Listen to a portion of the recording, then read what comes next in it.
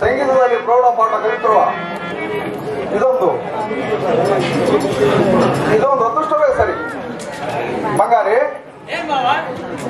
ಈ ತರ ನಾವು ಕರೆದುಕೊಂಡು ಹೋಗು. ಸರಿ ಸ್ವಾಮಿ. ಅವನಿಗೂ ಅನುಕೂಲವೇ ಆಯಿತು. ಅವನ ಬಂದ ದಿನ 150 ರೂಪಾಯಿ ಮೇಲೆ ಲಾಭ ಬಂದಿರೋದಲ್ಲದೆ ದಿನಸಿಯನ್ನು ಅಪೇಕ್ಷಿಸಿ ನಮ್ಮಲ್ಲಿ ಬರುವವಾಗಿ 7-8 ಮಂದಿ ಕಾಗದ ಪತ್ರವನ್ನು ಬರುತ್ತಿದ್ದಾರೆ. ಅವೆಲ್ಲವೂ ಬಂದರೆ ನಮಗೆ ಶುಭಸಿಕನವಲ್ಲವೇ? ಇವೆಲ್ಲವೂ ನಮಗೆ ಒಳ್ಳೆ ಶುಭಸಿಕನವಲ್ಲವೇ? ಇನ್ನು ನಾವು ಅವನನ್ನು ಹೊರಗೆ ಕಳಿಸಲಬಾರದು. ನಿಜ ನಿಜ.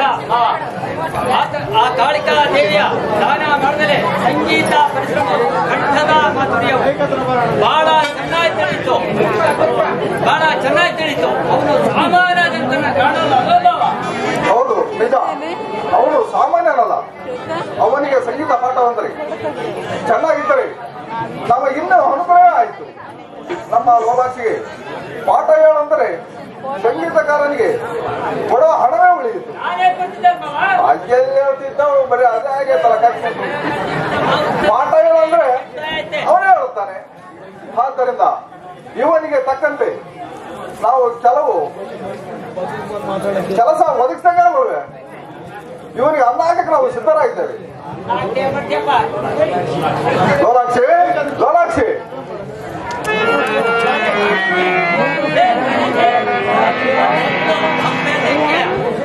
ಲೋಲಾಕ್ಷಿ, ನಮ್ಮ ಮನೆಗೆ ಬಂದಿರುವ ಸಂಗೀತಗಾರನ್ನು ನೋಡಿದೆಯೋ? ಅವನ ಸಂಗೀತಗಾರನೇ. ನನಗವನು ಪ್ರೌಢ ಸಂಗೀತ ಪಾಠವನ್ನು ಹೇಳಬಲ್ಲನೆ. ಯುವಕರನ್ನು ಸಂಗೀತ ಬರುವನೆಂದು ಕಾಣುತ್ತಾನೆ. ಅವನ ಪಾಠ ಹೇಳೋ ವಿಚಾರ ಅವನಿಂದಲೇ ಕಲಿಯಬೇಕು. ಯುವಕರ, ಇಲ್ಲೇ ಬಾ. ಸ್ವಾಮಿ, ನಿನ್ನನ್ನು ನೋಡಿದರೆ ಸಂಗೀತ ಬಲ್ಲವನೆಂದು ಕಾಣುತ್ತೀಯ.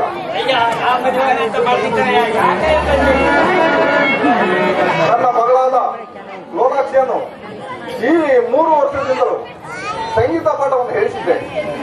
ಇನ್ನು ಮುಂದೆ ನೀನು ಇವಳಿಗೆ ಪಾಠವನ್ನು ಹೇಳಲು ಅಷ್ಟು ಸಂಗೀತವನ್ನು ನೀನು ಕಲಿತಿರುವೆಯ? ಸ್ವಾಮಿ, ತಮ್ಮ ಪುತ್ರಿಗೆ ಪಾಠವು ಎಷ್ಟು ಮಟ್ಟಿಗೆ ಆಗಬೇಕಿದೆ ಎಂಬುದನ್ನು ನಾನು ತಿಳಿಯಬೇಕಾಯಿತು. ನಾನು ಸಹ ಸಂಗೀತದಲ್ಲಿ ಅಂತ ಪ್ರೌಢ ಪಾಠವನ್ನು ಬೇಕಾದ್ರೆ ಆಡಬಲ್ಲೆನೋ? ಏನು ಲೋಲಾಕ್ಷಿ, ಹೇಳಿದೆ ಲೋಲಾಕ್ಷಿ, ಇವೆಲ್ಲವನ್ನು ನೀನು ಕಲಿತುಕೊಳ್ಳುವೆಯ? ನಿನಗೆ ಪಾಠ ಆಗಿರುವ ಯಾವುದಾದರೂ ಒಂದು ಹಾಡನ್ನು ಹಾಡು, ಇವರು ಕೇಳಲಿ.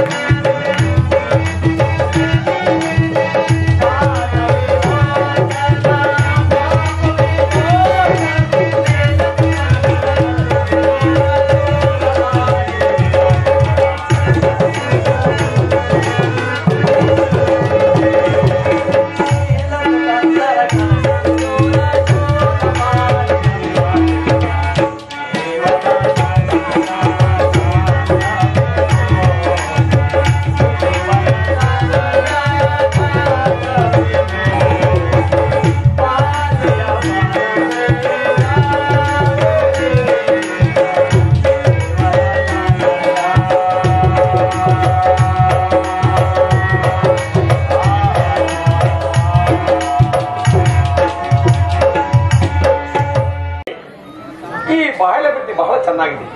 ಪಾಠವನ್ನು ಬಹಳ ಉತ್ತಮ ರೀತಿಯಿಂದ ಕಲಿತಿರುವುದು. ಇವಳಿಗೆ ಹೀಗಾಗಿರುವ 75 ಸಂಗೀತ ಜೊತೆಗೆ ನಾನಿನ್ನು 5 ಸಂಗೀತವನ್ನು ಇವಳಿಗೆ ಕ್ರಮವಾಗಿ ಹೇಳಿ ಇವಳಿಗೆ ರಾಗಾಲಾಪನೆ, ಸ್ವರಕಲ್ಪನೆ ಮುಂತಾದವುಗಳನ್ನು ವಿಳಂಬ ಕಾಲದಲ್ಲಿ, ವಿಷಮ ಕಾಲದಲ್ಲಿ ಕಲಿಸುವ ಫಲವನ್ನಿಕೆಗೆ ಕಲಿಸಿಕೊಡುವೆನೋ. ಏನಮ್ಮ ಲೋಲಾಕ್ಷಿ, ಇವುಗಳೆಲ್ಲವನ್ನು ನೀನು ಕಲಿತುಕೊಳ್ಳುವೆಯಾ? ಆಗಲಪ್ಪ, ಇಂತಹ ಗುರುಗಳು ದೊರೆತು ನನ್ನ ಪುಣ್ಯ ವಿಶೇಷ. ಸಂತೋಷ.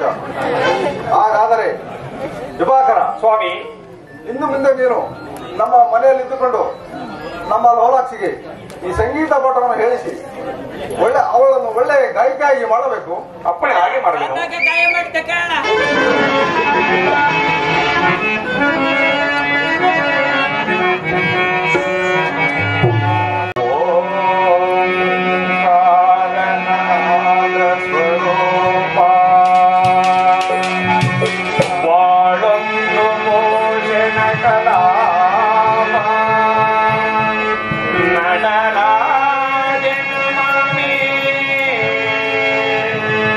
நடராஜன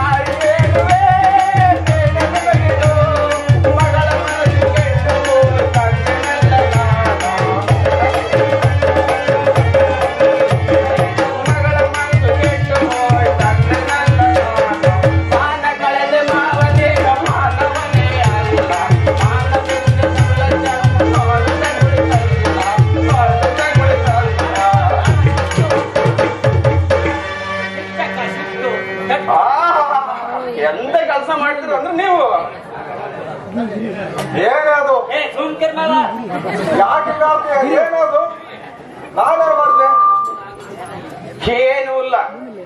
ಭಾರಿ ಲೋಗ ದಾಸ ಇಲ್ಲ, ಬೀದಿ ಲೋಗ ಪರದೇಶಿನ ಮನೆ ಕರ್ಕೊಂಡ್ಬಂದಿದ್ರಿ. ಹೋಗ್ಲಿ, ಒಪ್ಪತ್ತಿನ ಪಿಂಡ ಮುಟ್ಟಿ ಬೆಳಗಾಗ್ತಲ್ಲ ಎಲ್ಲಿಗಾದ್ರೂ ಹಾಳಾಗಿ ಹೋಗ್ತಾರಂದ್ರೆ ಆ ಅಸಮ್ ಇಲ್ಲೇ ನಿಂತ ಬೇಟ್ ಪಟ್ಟಾಗಿ ಹೊಸ್ತಾಗಿ ಬಂದ ಇಲ್ಲಿ ಮಸ್ತಾಗಿ ಹಾಕಿ ಅಂತ. ಅದು ಹೋಗ್ಲಿ, ತಂದಕ್ಕರ್ ನೀವು ತಿಂದಕ್ಕರ್ ಅವರು. ಆದ್ರೆ ಇವತ್ತು ಬೆಳಗ್ಗೆ ಎಂತ ಕೆಲಸ ಮಾಡಿದ್ದಾರೆ ನೋಡಿದ್ರ? ಏನು ಮಾಡ್ತಿದ್ದೆ ಅವರು? ಏನೂ ಇಲ್ಲ. ನೀವು ಪ್ರಾಣ ಪದಕ ಮೊದಲೇ ಹೆಂಡತಿಗಳು ಲೋಲ ಇದ್ದಾಳಲ್ಲ, ಅವಳ ಕಳ್ಳಿ ಸಂಗೀತ ಆಡ್ತಾ ಕುಂತಿರ್ಬೋದ? ಹೌವಾ, ನನ್ ಕೇಳ್ತೀನಿ. ಎಲ್ಲಿಗೆ ಬಂತು ನಮ್ ಸಂಸಾರ? ಬೀದಿ ಲೋಗ ದಾಸಯ್ಯ ಬಂದು ಶ್ರೀಮಂತರ ಮಗಳ ಕೈಯ ಸಂಗೀತ ಹಾಡಂಗಾಯ್ತು. ಹೌವಾ, ಅವನ್ ಯಾಕೆ ಫ್ರೀ? ಇವಳಿಗೆ ಏಕೆ ಬುದ್ಧಿ ಇಲ್ಲ? ಇನ್ನು ವಯಸ್ಸಿನಲ್ಲಿ 16-17 ವರ್ಷ. ನಾನೇನಾದ್ರೂ ಅವನು ಕರ್ಕೊಂಡು ಬಂದಿದ್ರೆ ಗಂಡೆ ತಕ್ಕಂಗ್ ಮೈಮೂರಿಯಾಗಿ 4 ಬಿಗದು ಮಾರೆಯಿಂದ ಆಚೆ ಕಟ್ಬಿಡ್ತೀನಿ. ಅವಳಿಗೆ ಮಾಡ್ಬೋದಾಯ್ತಾ? ಅವಳು ನೀನಲ್ವನೇ? ಸಾಕ್ ಬಿಡ್ರಿ, ನೀವು ಅವಳಿಗೆ ಸದ್ರ ಕೊಟ್ರೆ ಅದೇ ನಮ್ ಬಂಗಾರಿ ಮದುವೆ ಅಂತ ಹಠ ಹಿಡಿದ್ರು. ಬಿಟ್ಟಬೇಡ ಕಣೆ, ಸ್ವಲ್ಪ ಕೇಳು. ಲೋಲಾಕ್ಷಿ ರೂಪವಂತಿ, ವಿದ್ಯಾವಂತಿ, ಯೌವನವಂತಿ. ಆದ್ದರಿಂದ ಅವಳಿಗೆ ರೂಪ ಇರೋ ವಿದ್ಯಾವಂತನ ಗಂಡನಾಗಬೇಕಂತ ಕೇಳ್ತಾಳೆ. ಇದು ಸವಾಲು. ಸಾರಿ, ಅವನ ಮಾತಿಗೆ ನಿಮ್ಗೆ ಒಪ್ಪಿಗೆ ಅದಿರ್ಲಿ. ಬೀದಿ ಲೋಗ ತಿಳ್ಕೊಂಡ್ ಬಂದು ಅವಳ ಕೈಲಿ ಸಂಗೀತ ಪಾಠ ಹೇಳ್ತಾ ಕುಂತಿರ್ಬೋದ ನಮ್ಮ ಮನೆಯಲ್ಲಿ?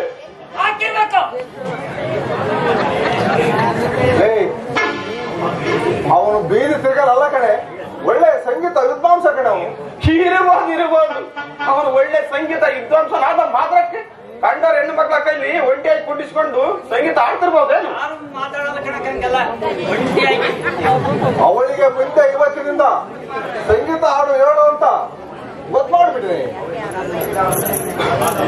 ಅದರಿಂದ ಅವಳಿಗೆ ಎಲ್ಲಿವರೆಗೂ ಪಾಠವಾಗಿದೆ ಎಂಬುದಕ್ಕೆ ಅವನಿಂದಲೇ ತಿಳಿಯಬೇಕು. ಆಡಿಸಿರಬಹುದು, ಅದು ಏಕಾಗಬಾರ್ದು. ಓ, ಈಗಿನ್ನೂ ಚೆನ್ನಾಗಿ ಯಾವನ ಯೌವನಸ್ಥನನ್ನು ಕರೆತಂದು ಸುಂದರ ಯುವತಿಯು ಆದ ಮಗಳಿಗೆ ಸಂಗೀತ ಪಾಠ ಹೇಳೋದಕ್ಕೆ ಯಾರಾದ್ರೂ ಹಿಡ್ಕೊಳ್ತಾರ? ಹೊಡ್ಕೋಬೇಕು ನಿಮ್ಮ ಬುದ್ಧಿಗೆ. ಅವನು ಬೀದಿ ತಿರ್ಗದಲ್ಲ ಕಣೆ, ಅವನು ಒಳ್ಳೆ ಸಂಗೀತ ವಿದ್ವಾಂಸನ ಕಣೆ. ಹೌದು. ನೀವು ಸುಮ್ಮನೆ ಮನಸ್ಸಿಗೆ ಬಂದಾಗಲ್ಲ ಅನ್ಕೊಂಡ ಕಣೆ. ನಾನು ಬುದ್ಧಿಯಲ್ಲೇ ಅವನೇ ಕರ್ತಂದಿಲ್ಲ. ಅವನು ಜಾತಿಯಲ್ಲಿ ಕ್ಷತ್ರಿಯರು, ನಾವು ವೈಶ್ಯರು. ಅವನು ನಮ್ಮ ಮನೆಯಲ್ಲಿ ಏತಕ್ಕೆ ಇಟ್ಟುಕೊಳ್ಳಬಾರದು? ಇಟ್ಟುಕೊಳ್ಳಿ. ಇದು ಈಗ ಇರಲಾರದು. ಅವನು ಸುಂದರ, ಅವಳು ಸುಂದರಿ, ಯೌವನಸ್ಥರು. ಒಬ್ಬರಿಗೊಬ್ಬ ಗಂಟು ಬಿದ್ದು ಅನರ್ಥವಾದ್ರೆ ಅವಾಗ ಎಂಟ್ರಿ ಮಾಡ್ತೀರಾ? ಹಾಗೆಂದು ಆಗಲಾರದು. ಒಂದು ವೇಳೆ ಹಾಗೆ ಆದ್ರೆ ಅವನಿಗೆ ಅವರನ್ನು ಕೊಟ್ಟು ಮಜಾ ಮಾಡಿದ್ರಾಯ್ತು. ಹಾಗಾದ್ರೆ ನಿಮ್ಮನ್ನೇ ನೆನ್ಕೊಂಡಿರೋ ನಮ್ಮ ಬಂಗಾರಿಗೆ ಲೋಲಾಕ್ಸಿಲ್ಲ ಅಂದಿ?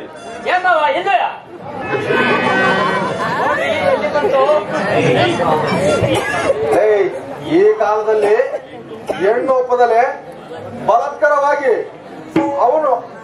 ಅವಳನ್ನು ಗಂಟಕದು. ಆ ದಾಂಪತ್ಯವು, ಆ ಸಂಸಾರವು ಸರಿಯಾಗೋದಿಲ್ಲ ಅಂತ ಆ ಲೋಲಾಕ್ಷಿನ ಹೇಳ್ತಾ ಇದ್ದಾಳಲ್ಲಿ.